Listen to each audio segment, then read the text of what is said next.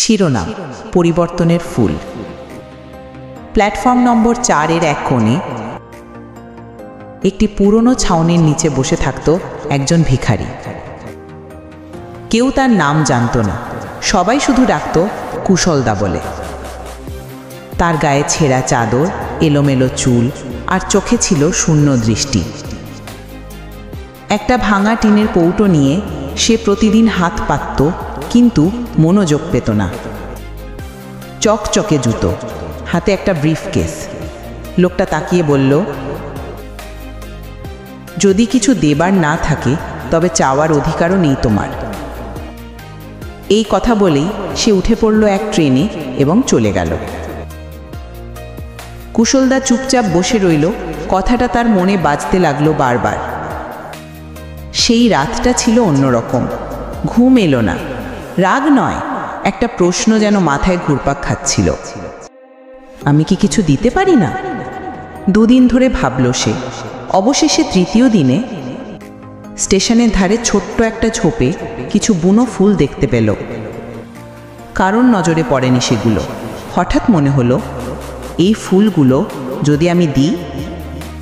সেদিন থেকে কুশলদা প্রতিটা কয়েনের বদলে একটা করে ফুল দিতে শুরু করলো।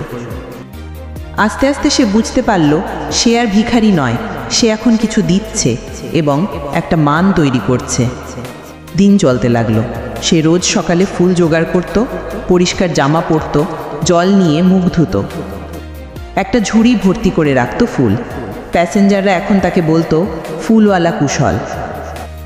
3 মাসের মাথায় সে তার আয় থেকে কিছু টাকা জমালো, কাছের ফুল বিক্রেতাদের সঙ্গে কথা বলল আর ফুল চিনতে শিখল। গাঁদা, বেলি, রজনীগন্ধা। এখন সে ফুল বিক্রি করে, শুধু দেয় না। 6 মাস পেরিয়ে গেল। এক সকালে প্ল্যাটফর্মে সেই চেনা ভদ্রলোক আবার নামলেন। এবারও হাতে ব্রিফকেস, গায়ে স্যুট, কিন্তু এবার কুশলদাও পরেছে পরিষ্কার কুর্তা আর ওপরে হালকা কোট। সে এগিয়ে গিয়ে বলল, আমাকে মনে আছে স্যার? ভদ্রলোক একটু অবাক হয়ে তাকালেন। কুশলদা হেসে বলল, আপনি একদিন বলেছিলেন কিছু না দিলে চাওয়ার অধিকার নেই। আপনার সেই কথাটাই আমায় বদলে দিয়েছে। এখন আমি ভিখারি নই, আমি এখন ফুল ব্যবসায়ী। 3টে স্টেশনে ফুল সরবরাহ করি আর বিয়েবাড়ির ডেকোরেশনও করি।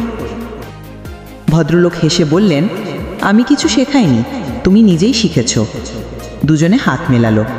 এক সময়ের ভিখারি আর এক সফল মানুষ, এবার সমানে সমান। ট্রেনটা যখন ছেড়ে দিল, কুশলদা পেছনে তাকিয়ে মৃদুস্বরে বলল, সফলতা আসলে আসে মনোভাব বদলালে, যখন আমরা শুধু চাই না, কিছু দিতেও শিখি। নৈতিক শিক্ষা।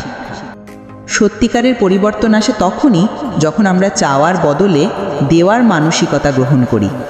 দেওয়ার মধ্যে থাকে সম্মান। প্রিয় দর্শকবৃন্দ, আমাদের সাথে থাকার জন্য আপনাদের সকলকে আন্তরিক ধন্যবাদ। যদি আমাদের সংবাদ আপনাকে পছন্দ হয় তাহলে দয়া করে লাইক, কমেন্ট আর শেয়ার করতে ভুলবেন না। আর অবশ্যই সাবস্ক্রাইব বাটনে ক্লিক করে আমাদের চ্যানেলটি সাপোর্ট করুন। আপনার একটুখানি সহযোগিতা আমাদেরকে আরও ভালো কন্টেন্ট তৈরি করতে সাহায্য করবে। ধন্যবাদ।